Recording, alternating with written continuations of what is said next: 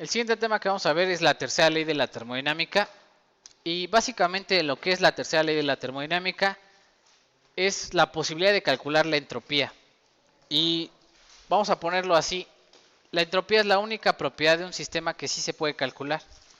A diferencia de la energía interna, no hay una forma de medir la energía interna de un sistema. O es muy difícil calcular la energía interna de un sistema. La única de la que sí podemos calcular es la entropía. Y es gracias a la tercera ley de la termodinámica. ¿Por qué es necesario calcular la entropía de un sistema? Vamos a ver más adelante que muchos sistemas dependen de la entropía. Y debe de ser para nosotros tan natural como decir qué temperatura tiene el sistema, decir cuánta entropía tiene o qué grado de dispersión de la energía tiene. ¿Y cuál es la definición de la tercera ley de la termodinámica en términos de ecuación? La definición es que el límite cuando la temperatura tiende al 0 Kelvin, la entropía tiende a 0. ¿Qué quiere decir? Que la dispersión es ¿qué? Mínima, ¿no? Toda la energía se concentra en un punto, solamente en el 0 Kelvin. En cuanto yo empiezo a calentar, ¿qué va a pasar con la sustancia? Empieza a dispersar energía y va a tener mayor entropía. De aquí, de este hecho, vamos a saber que para delta H y delta U siempre vamos a tener que calcular cambios en la energía, cambios. Pero la pero la entropía no. Es la única a la cual le podemos calcular su valor numérico. ¿Cómo lo vamos a hacer? Dice ahí, para la energía interna existe también su famosa ley de Kirchhoff. ¿Cómo sería la ley de Kirchhoff para la energía interna? En vez de delta Cp sería delta Cb. Y aquí tendría que poner la energía interna estándar de la reacción. ¿Cómo calcularía esta energía interna estándar? Pues delta H más delta Ng, el número de gases, ¿no? ¿Se acuerdan? A partir de delta H puedo calcular el cambio en gases de productos y reactivos y calcular el delta U. Entonces las tablas del Kovalevsky me van a ayudar igual. Y el Cb, si no tengo el Cb para los sólidos y líquidos, lo voy a tomar como ¿quién? Como Cp. Y para los gases lo puedo estimar con las otras ecuaciones que son 3 medios de R y una cosa por el estilo. ¿Cierto? Sale. La entalpía, esta ya la habíamos visto, su ley de Kirchhoff. Y la entropía también tiene su propia ley de Kirchhoff. Pero vean cuál es la diferencia. ¿Cuál es la diferencia con entropía? Que hay dos leyes de Kirchhoff. Una es para calcular el delta S y otro para calcular el S, o sea, sin el delta. Así, pues, ¿cuál es la diferencia? Ok, que esta de aquí, ¿cuál es la entropía estándar de cualquier sustancia en 0 Kelvin? La primera. 0. Y entonces me da chance de calcular la entropía de un sistema, no solamente el cambio en la entropía. Ahora, ¿cómo le voy a hacer yo para calcular este tipo de cosas con el Kovalevsky? Pues tengo que buscar la tabla de entropía estándar de formación. También el Kovalevsky maneja, además de entalpía, maneja entropías. Y bueno, esas son las dos leyes de Kirchhoff. Igual el Cp habría que hacer delta Cp en caso de que sea un delta, en caso de que sea una entropía. Pero hay que saber que la entropía tiene ¿cuántas leyes de Kirchhoff? Dos. Una para el cambio en la entropía y otra para calcular la entropía a secas. Sale. Vamos a intentar.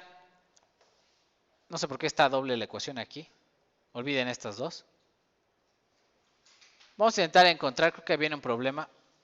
Ok, para la energía de Helmholtz y la energía de Gibbs, ¿cómo se calcularía? Ok, la energía de Gibbs se va a calcular haciendo dos cálculos. Primero el delta H y luego el ¿qué? El delta S. Y para la energía de Helmholtz, primero el delta U y luego el delta S. ¿Cierto? Y con esto sacaríamos la energía de Gibbs y la energía de Helmholtz para un sistema, de hecho es para sistemas isotérmicos. Si yo quiero sacar cuál es la energía de Gibbs a cierta temperatura, primero calculo el delta H, luego calculo el delta S y luego hago esta cuenta, delta H menos T delta S. Y esas ecuaciones son muy famosas por ahí. Las van a ocupar para sus sistemas reaccionantes cuando vean la espontaneidad de una reacción, si es viable un proceso o no. Ustedes van a decir, ay, ¿por qué no la gente de ciencia agarra y se pone a mezclar cosas y dice a ver qué sale? No, porque ya hay un montón de datos de entropía y entalpías y ya saben qué reacciona y qué no reacciona. Con esos datos de entropía y entalpía pueden calcular su energía libre. Si esta es negativa, el proceso es ¿qué? Espontáneo. Y si es positiva, el proceso no es espontáneo. ¿Ok? Vamos a hacer un cálculo. Dice ahí, calcular la entropía del aluminio a 300 Celsius y presión constante. ¿Qué tengo que hacer? Ir a las tablas del Kovalevsky. Lo voy a poner por acá. ¿Cuál es el cálculo que tengo que hacer? Vamos a poner ahí. ¿Cuál es el cálculo que debo hacer? Calcular este, ¿no? Entonces voy a ir a las tablas del Kubachevsky. De hecho es con el CP. Es con este. Voy a las tablas del Kubachevsky. Voy a buscar el CP. Lo voy a dividir entre la temperatura y lo voy a integrar. ¿Cuál sería el límite inferior? Aguas. En el Kubachevsky ya está calculado a 298. Sí, el estándar de todas las sustancias es 0 en 0 Kelvin. Pero el Kubachevsky ya hizo el calentamiento de cada sustancia y sabe cuál es la entropía estándar a 298. Entonces la de abajo va a ser ¿qué? 298. Y van a ir a la tabla del Kubachevsky y van a buscar el aluminio sólido. ¿Cuál es su entropía estándar de formación? Este término de acá. Y la T de arriba va a ser ¿cuánto? 300 Celsius. ¿Cierto?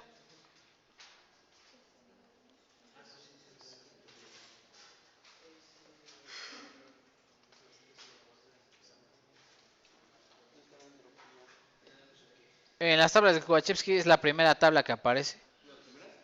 La primera tablita que aparece, donde aparece delta H, también aparece S.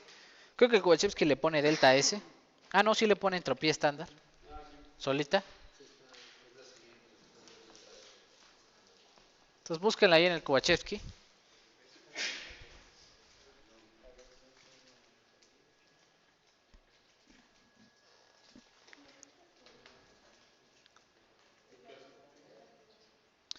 Que ahí vienen los datos. Corroboren que lo puedan encontrar, chicos. De nada sirve que yo les ponga los datos y el día del examen no lo saben encontrar. Vean que se hayan encontrado esos dos datos. Y luego pues simplemente hay que hacer la integración y sumarle la entropía estándar del aluminio y listo, ¿no?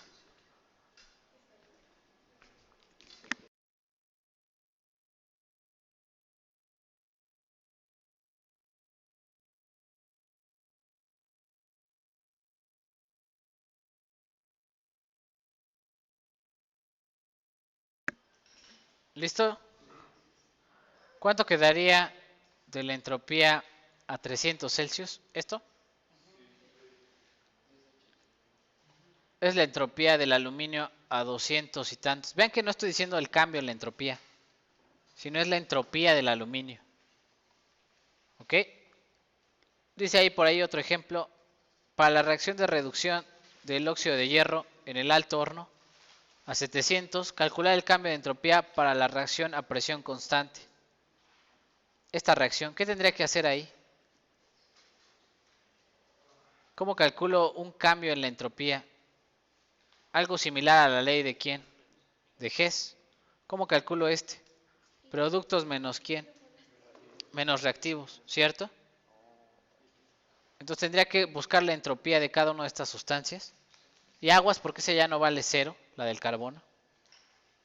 Acuérdense, solamente vale la entropía cero en cuando 0 Kelvin. Si está a 298 no va a valer eso. ¿Y luego qué hago? Ya que tengo eso, tendría que hacer una integral del delta Cp entre T. Algo como esto. Esta sería la ecuación, ¿cierto?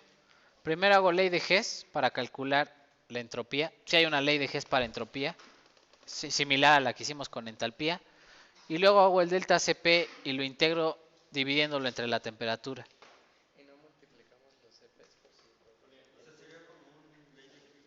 Es como ley de Kirchhoff y ley de Hess, pero ¿con quién?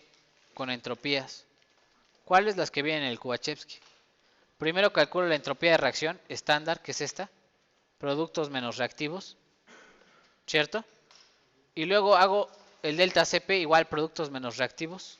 Divido el polinomio entre T y lo integro desde 298 hasta la temperatura de la reacción, que sería ¿quién? 700. ¿Sí? Dígame cuánto vale la entropía a 700. Es como hacer ley de Kirchhoff. Ya son buenos en esto, ya hicieron no sé cuántos problemas. Ustedes pueden.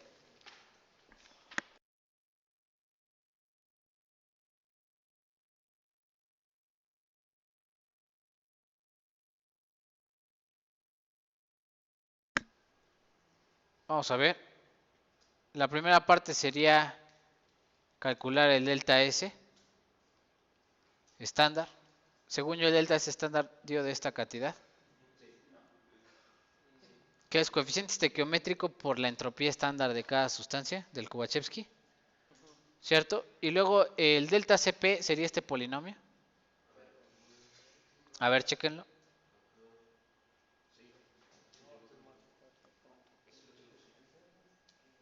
Si fuese el delta S.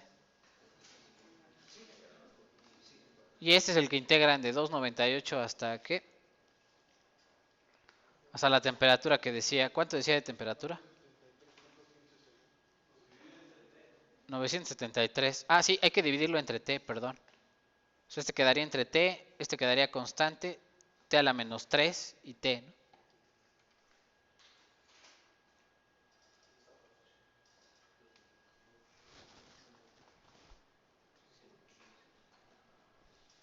Sale y luego.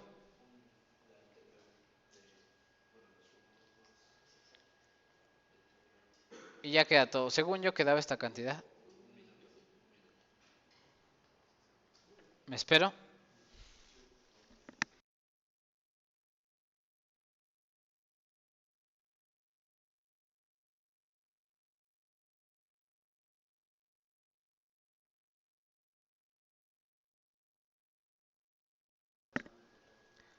Bueno, ahí estaría la respuesta, chicos. La intentan con calma en su casa, etcétera.